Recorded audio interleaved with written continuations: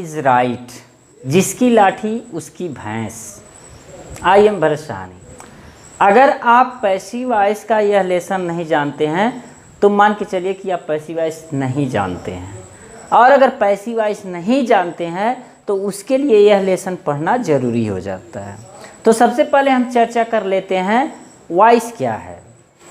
Voice means होता है आवाज़, वॉइस मीन्स होता है वाच्य, यह नाउन है, और वॉइस मीन्स होता है प्रकट करना, ये है वर्ब।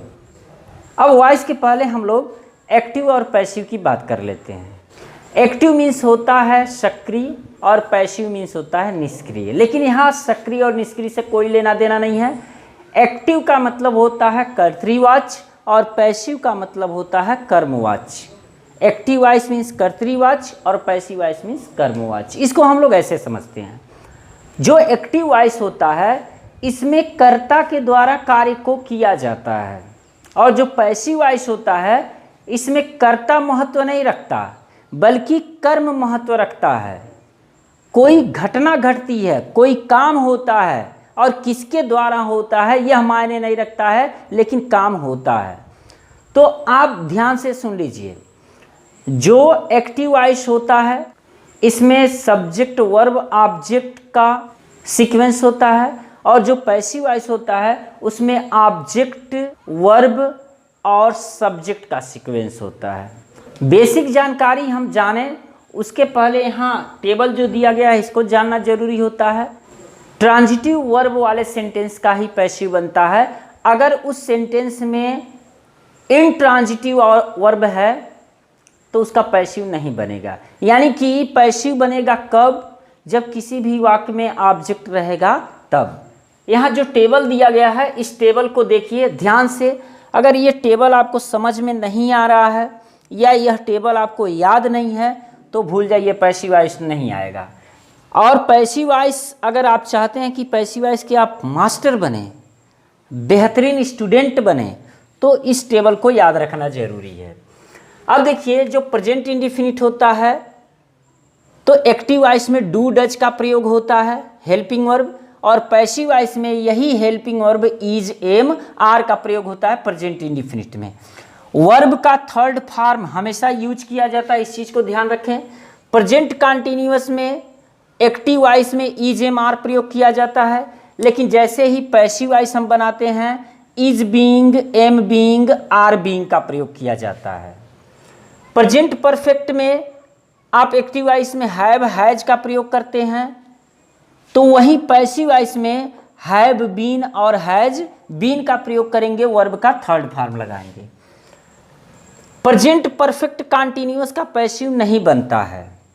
जितने परफेक्ट कंटीन्यूअस होंगे उनका पैसिव नहीं बनेगा, चाहे वो प्रेजेंट परफेक्ट कंटीन्यूअस हो, चाहे पास्ट परफेक्ट कंटीन्यूअस हो, या फ्यूचर परफेक्ट कंटीन्यूअस हो। जितने परफेक्ट कंटीन्यूअस होंगे उनका पैसिव नहीं बनेगा। पास्ट इंडेफिनिट में एक्टिव वॉइस में डिड का प्रयोग होता है, लेकिन पैसिव वॉइस में वाज या वेयर का प्रयोग होता है। पास्ट कंटीन्यूअस के एक्टिव वॉइस में वाज और वेयर का प्रयोग होता है, लेकिन पैसिव वॉइस में वाज बीइंग, वेयर बीइंग का प्रयोग होता है, वर्ब का थर्ड फॉर्म। पास्ट परफेक्ट में हैड का प्रयोग होता है, और जैसे ही पैसिव बनाएंगे हैड बीन का प्रयोग होगा।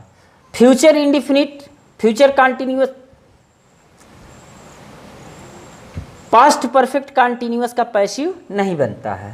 फ्यूचर इंडेफिनिट के एक्टिव वॉइस में विल, शैल का प्रयोग होता है, और जैसे ही पैसिव वॉइस बनाते हैं विल बी, शैल बी का प्रयोग करते हैं, और वर्ब का थर्ड फॉर्म। फ्यूचर कंटीन्यूअस का पैसिव नहीं बनेगा, क्योंकि विल बी, शैल बी पहले ही यूज कर लिए जाते हैं, तो फिर इसमें कौन सा हेल्पिंग वर्ब प्रयोग किया जाए। फ्यूचर परफेक्ट के एक्टिव वॉइस में विल हैव, शैल हैव का प्रयोग होता है, वहीं पैसिव वॉइस में will have been, shall have been का प्रयोग किया जाता है। फ्यूचर परफेक्ट कंटीन्यूअस का पैसिव नहीं बनता है। तो कुल मिला करके 12 टेंसों में 8 टेंसों का पैसिव बनेगा और 4 टेंस का पैसिव नहीं बनेगा। अब इसको आपको याद करना है, अगर याद हो तो ठीक है, अगर याद नहीं है तो आप इसे नोट कर लीजिए और नोट करने के बाद इसको रट लीजिए, या ज़्यादा से ज़्यादा अगर आप प्रैक्टिस करेंगे तो आपको याद हो ही जाएगा। पैसिव वॉइस बनाने से पहले आपको टेंस के नियम और स्ट्रक्चर याद होने चाहिए और इसके हेल्पिंग वर्ब जो यूज किए जाएंगे वो चीज़ें याद होनी चाहिए। तो हम लोग शुरू करते हैं पैसिव वॉइस का सबसे बेसिक नियम। चलिए एक बार ध्यान देते हैं कि पैसिव वॉइस कैसे बनाया जाता है। जो इम्पॉर्टेंट फैक्ट है, पहला तो ये जान लीजिए, इंट्रांजिटिव वर्ब वाले सेंटेंस का पैसिव नहीं बनता है। कारण क्या है कि जहाँ इंट्रांजिटिव वर्ब रहता है वहाँ ऑब्जेक्ट नहीं होता है, क्योंकि इंट्रांजिटिव वर्ब जो होता है ये अकर्मक क्रिया है, इसमें कर्म की आवश्यकता नहीं पड़ती है। तो जिस सेंटेंस में ऑब्जेक्ट नहीं रहेगा, जिस सेंटेंस में कर्म नहीं रहेगा, उस सेंटेंस का पैसिव वॉइस नहीं बनेगा। केवल ट्रांजिटिव वर्ब वाले अर्थात ऐसे सेंटेंस जिसमें ऑब्जेक्ट रहेगा, कर्म रहेगा, उसी का पैसिव बन सकता है। तीसरा पॉइंट यह है कि 4 टेंस ऐसे होते हैं जिनका पैसिव नहीं बनता है। Present perfect continuous, past perfect continuous, future perfect continuous और फ्यूचर कॉन्टिन्यूअस। लेकिन हम लोग इसका भी पैसिव बना करके देखेंगे। पैसिव बनाते समय ऑब्जेक्ट को सब्जेक्ट और सब्जेक्ट को ऑब्जेक्ट बना देते हैं। सबसे इम्पॉर्टेंट फैक्ट ये है, इस पर ज़्यादा ध्यान देना है। अभी क्लियर हो जाएगा कि ऑब्जेक्ट को हम सब्जेक्ट बना देते हैं और सब्जेक्ट को ऑब्जेक्ट बना देते हैं। पैसिव बनाने पर ये चीज़ें भी मोस्ट इम्पॉर्टेंट है कि पैसिव बनाने पर आई को मी में, वी को अश में, दे को देम में, ही को हिम में, शी को हर में बदल देते हैं। इसके अलावा यू को यू में ही रहने देते हैं, इट को इट में ही रहने देते हैं, लेकिन इन्हीं 5 को हम बदल देते हैं। जब पैसिव वॉइस हम बनाते हैं तो सबसे पहले ऑब्जेक्ट को हम पहले लिख लेंगे, हेल्पिंग वर्ब टेंस के अकॉर्डिंग लगाएंगे, जैसा कि आपने टेबल में देखा है। हमेशा उस टेबल को माइंड में मेकअप किए रहिए। टेंस के अकॉर्डिंग हेल्पिंग वर्ब लगेगा। उसके बाद हमेशा पैसिव वॉइस का सबसे खास चीज़ यही है, यानी कि पैसिव वॉइस का हर्ट है कि हमेशा वर्ब के थर्ड फॉर्म को ही यूज किया जाता है। उसके बाद बाई का प्रयोग करके दिए गए एक्टिव वॉइस का सब्जेक्ट हम लिख देंगे। एक एग्जाम्पल है, इसको देख लेते हैं। देखिए, यह सब्जेक्ट हो गया ही, यह वर्ब हो गया मेन वर्ब, और ये हो गया ऑब्जेक्ट। तो सबसे पहले पैसिव बनाते समय सबसे पहले हम ऑब्जेक्ट लिखेंगे, यानी कि द बुक। तो जब पैसिव बनाएंगे तो हो जाएगा यह द बुक। अब ध्यान दीजिए, याद कीजिए कि यह कौन सा टेंस है। तो आपको पता चला कि वर्ब में एस या ई एस लगा हुआ है, कोई भी हेल्पिंग वर्ब नहीं है, तो ये प्रेजेंट इंडिफिनिट है। और जब प्रेजेंट इंडिफिनिट होगा तो helping verb is, am, are का प्रयोग किया जाएगा, तीनों में से कोई एक। अब द बुक एक ही है, तो ऐसी स्थिति में यहाँ इज का प्रयोग किया जाएगा, इज हो गया। और रीड माने पढ़ना होता है, रीड का थर्ड फॉर्म लगेगा तो रेड होगा, स्पेलिंग वही रहेगा। बाई, अब देखिए यहाँ जो सब्जेक्ट था इसको हम इधर लेके चले जाएंगे तो ये ऑब्जेक्ट के रूप में हो जाएगा, और बाई के बाद हम इसी को लिखेंगे। और यहाँ ध्यान देंगे कि ही को हिम में, सी को हर में, आई को मी में, वी को अश में बदल देते हैं, यानी कि यहाँ ही का हो जाएगा हिम, बाई हिम। ध्यान दीजिए, she gave me a book, उसने मुझे एक किताब दिया। इसमें थोड़ा सा शंका हो जाता है कि यह सब्जेक्ट हो गया, यह मेन वर्ब हो गया, यह ऑब्जेक्ट हो गया, और यह भी ऑब्जेक्ट ही है। ऑब्जेक्ट अगर यही प्रीपोजिशन रहता यहाँ पर तो प्रीपोजिशन के बाद वाले वर्ड्स को हम कॉम्प्लीमेंट मान लेते, लेकिन यहाँ प्रीपोजिशन नहीं है, दोनों डायरेक्ट लगे हुए हैं, तो यह जो है इनडायरेक्ट ऑब्जेक्ट है और यह जो है डायरेक्ट ऑब्जेक्ट है, लेकिन ऑब्जेक्ट है। ऐसी स्थिति में बच्चे भ्रम में पड़ जाते हैं कि हम कौन सा ऑब्जेक्ट पहले लिखें। तो सबसे पहले आप जो नाउन है उसी को ऑब्जेक्ट के रूप में लिखिए, ए बुक। अब ये पास्ट इंडिफिनिट है, पास्ट इंडिफिनिट को याद कीजिए, वाज या वेयर का प्रयोग किया जाता है। तो ए बुक वाज। अब give, gave, given, passive voice में हमेशा थर्ड फॉर्म यूज किया जाता है। A book was given. अब मी है तो यहाँ आपको टू मी लिखना है, गिवेन टू मी। और उसके बाद सबसे बाद में आपको लिखना है बाई सी का हो जाएगा हर, बाई हर। अगर आपको शंका लग रहा है कि नहीं आप ए बुक नहीं, पहले मी को ही इधर लाइए, सब्जेक्ट बनाइए, तो उसको भी हम लोग देख लेते हैं। इसमें मी को हम पहले ला रहे हैं, तो मी जब पहले हो जाएगा तो आई हो जाएगा। ध्यान दीजिए, पैसिव वॉइस में अगर हम आई को ऑब्जेक्ट बनाएंगे तो मी हो जाएगा, वी अस हो जाएगा, ही हिम हो जाएगा, सी हर हो जाएगा, दे देम हो जाएगा। लेकिन इसी को जब हम उल्टा ला करके सब्जेक्ट बनाएंगे तो मी का आई हो जाएगा, अस का वी हो जाएगा, हिम का ही हो जाएगा, हर का सी हो जाएगा और देम का दे हो जाएगा। जैसे अब यहाँ मी हम पहले लाएंगे तो आई हो जाएगा। अब आई के अकॉर्डिंग हेल्पिंग वर्ब लगना चाहिए, पास्ट इंडिफिनिट है तो आई वाज। अब उसके बाद जब हेल्पिंग वर्ब आपने लगा लिया तो हेल्पिंग वर्ब के तुरंत बाद मेन वर्ब का थर्ड फॉर्म यानी कि gave, give, gave, given. I was given a book. She है तो हो जाएगा बाई हर। यह दोनों अपने आप में 100% सही हैं। आपको करना क्या है कि अगर यह सब्जेक्ट के रूप में आप आगे ले जाते हैं यानी कि मी, तो मी का आई हो जाएगा। अब आई के अकॉर्डिंग हेल्पिंग वर्ब लगेगा, टेंस के अकॉर्डिंग हेल्पिंग वर्ब लगेगा। और ए बुक को पहले ले जाएंगे तो ए बुक के अकॉर्डिंग हेल्पिंग वर्ब लगेगा और टेंस के अकॉर्डिंग हेल्पिंग वर्ब लगेगा।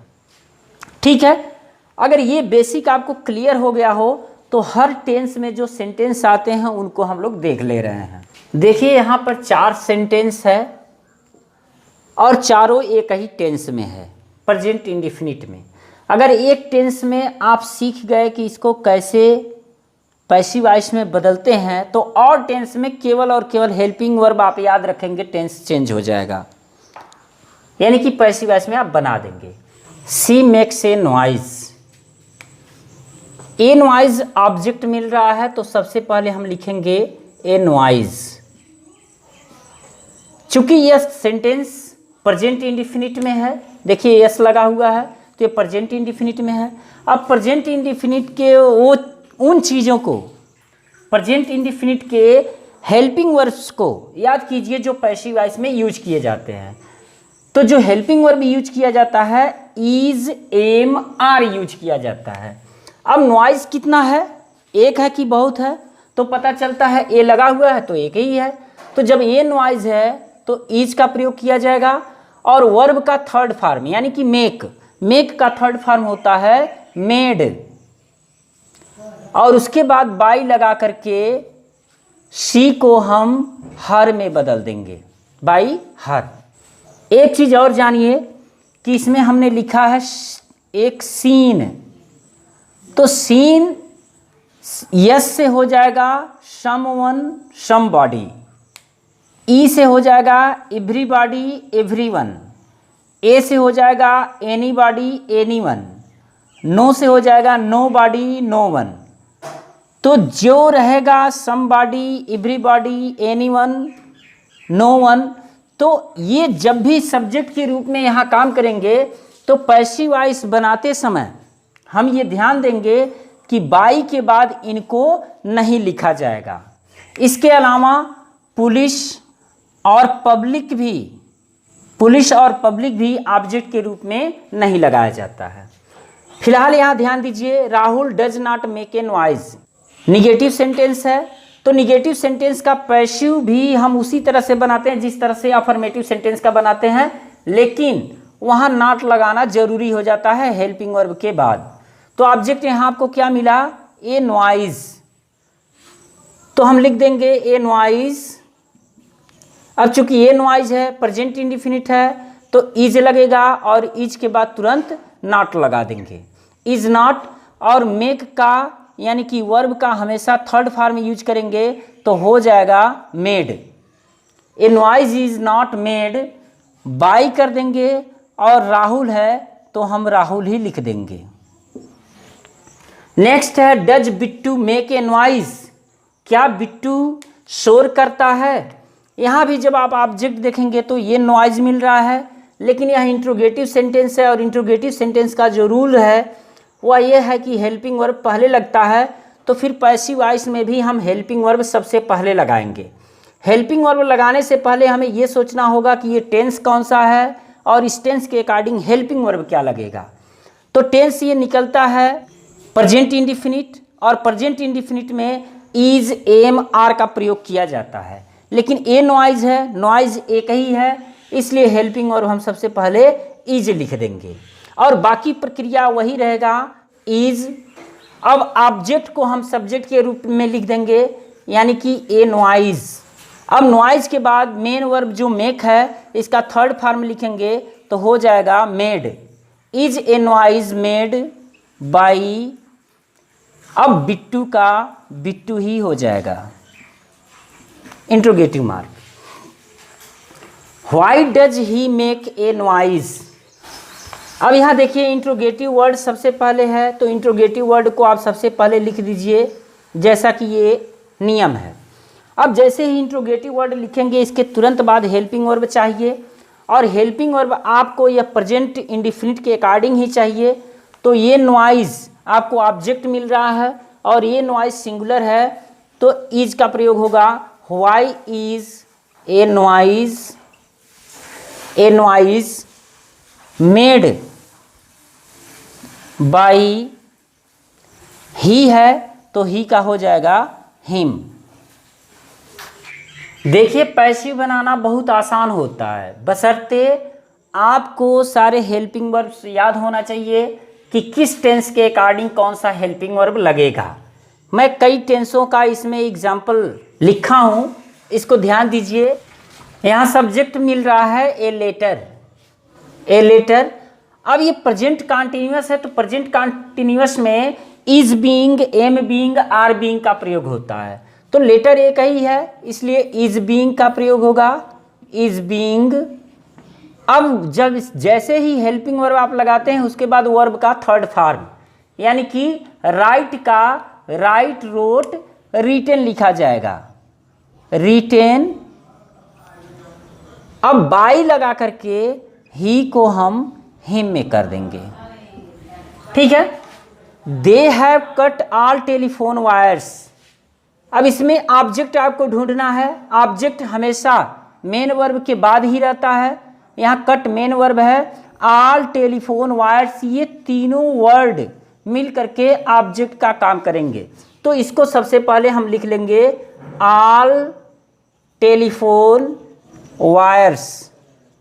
अब हेल्पिंग वर्ब हमें देखना है, चूंकि ये प्रेजेंट परफेक्ट है, प्रेजेंट परफेक्ट के पैसिव वॉइस यूज करने पर, प्रेजेंट परफेक्ट का जब पैसिव हम बनाते हैं तो हैव बीन या हैज बीन का प्रयोग किया जाएगा। अब यहाँ ऑल टेलीफोन वायर्स, देखिए वायर्स यस लगा हुआ है, ये प्लूरल है, ऑल भी लगा हुआ है, तो ऐसी स्थिति में हम हैव का प्रयोग करेंगे और इसके साथ बीन भी जोड़ देंगे। हेल्पिंग वर्ब आपको याद होना चाहिए, all telephone wires have been. Cut का थर्ड फॉर्म होता है कट, कट कट कट ही होता है, और बाई लगा करके हम दे को लिख देंगे them, by them. You stole my book, तुमने मेरी किताब चुरा लिया। यहाँ सब्जेक्ट यू है, वर्ब स्टोल है, माई बुक ऑब्जेक्ट है। तो जब ऑब्जेक्ट आपको मिल गया माई बुक, तो सबसे पहले आप माई बुक लिखिए, पैसिव वॉइस का यही रूल है। अब आपको ये देखना है कि ये टेंस कौन सा है, तो वर्ब का सेकेंड फॉर्म है इसलिए पास्ट इंडिफिनिट है, तो माई बुक पास्ट इंडिफिनिट है, तो पास्ट इंडिफिनिट के अकॉर्डिंग वाज या वेयर का प्रयोग होगा। माई बुक यानी कि मेरी किताब एक ही है, तो वाज का प्रयोग होगा वाज स्टोलेन, और बाई करके यू को हम यू में ही लगा देंगे। यू को बदलने के लिए मत सोचिए, क्योंकि आई, वी, दे, ही, सी ही केवल बदलते हैं, बाकी कोई नहीं बदलता है। The children had eaten all the cakes before the party began. यहाँ से यहाँ तक देखिए बिफोर कंजक्शन लगा हुआ है, यह दूसरा सेंटेंस है और यह दूसरा सेंटेंस है। ऐसे सेंटेंस में पहले सेंटेंस का हम पैसिव बनाते हैं, दूसरे सेंटेंस को ज्यों का त्यों रहने देते हैं। एग्जाम्पल के लिए, the children had eaten all the cakes, बच्चों ने सारा केक खा लिया था। तो ईटेन के बाद जो मिल रहा है यह ऑब्जेक्ट है, ऑल द केक्स। तो ऑल द केक्स आप सबसे पहले लिखेंगे, ऑल द केक्स। अब केक्स और ये हैड, यह पास्ट परफेक्ट है, तो पास्ट परफेक्ट में हेल्पिंग वर्ब जो लगता है वह हैड लगता है, और इसके साथ बीन का प्रयोग किया जाता है। और पैसिव वॉइस है, इसलिए हमेशा वर्ब का थर्ड फॉर्म ही प्रयोग होगा। तो हैड बीन ईटेन बाई करके जो यहाँ सब्जेक्ट है, इसी सब्जेक्ट को हम बाई करके ऑब्जेक्ट के रूप में लिख देते हैं, यानी कि बाई द चिल्ड्रेन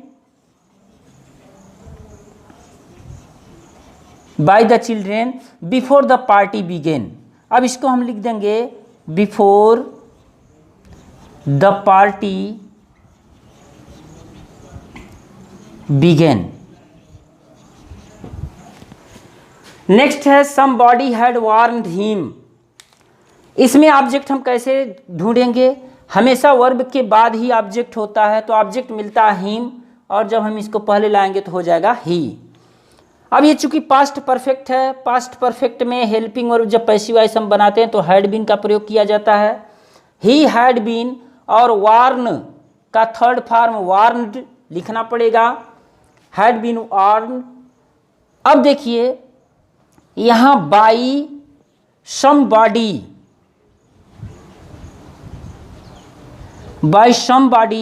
यह लिखने की ज़रूरत नहीं है। मैंने पहले ही बताया कि जो सीन होता है SEAN, यानी कि somebody someone, everybody everyone, anybody anyone, nobody known को बाई के साथ वाक्य के अंत में नहीं लिखा जाता है, ऐसा रूल है। ठीक है, तो ये पैसिव वॉइस का फर्स्ट लेसन इसमें कंप्लीट नहीं हो पाया है। और निश्चित रूप से जब आप बेहतरीन पढ़ना चाहते हैं तो इतने से काम चलने वाला नहीं है। इसके लिए नेक्स्ट पार्ट ज़रूर देखें। Thank you very much.